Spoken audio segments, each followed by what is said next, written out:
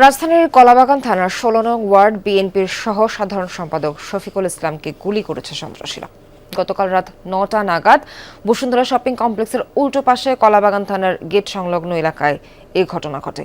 BNP নেতাকর্মীরা আহত শফিকুলকে দ্রুত ঢাকা মেডিকেল কলেজ হাসপাতালে নিয়ে যান। এ গ্রেড ক্লিংকারের কনফিডেন্স সিমেন্ট, বাংলাদেশের হৃদয় জুড়ে। জরুরি বিভাগে তাকে চিকিৎসা দেওয়া হয়। আহত শফিকুল জানান, চাঁদা মুক্ত ১৬ নং ওয়ার্ড গড়ার চেষ্টায় বাধা দিতেই এই হামলা চালিয়েছে অজ্ঞাত সন্ত্রাসীরা। বলেন, দোকানে বসে থাকা অবস্থায় ১০ থেকে ১৫ জন সন্ত্রাসী এসে চাঁদা দাবি করে।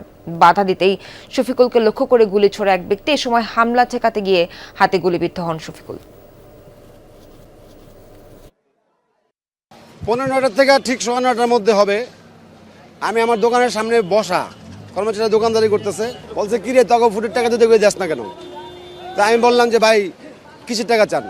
এই তুই গুন্ডা গেছিস, কই এগুলি করছিস? এই মানে 10 সেকেন্ড মানে আমার পায়ে করছিল, আমি হাতটা দিছি, আমার হাতে লাগছে। কে বা কাহারা কয়েকজন এসে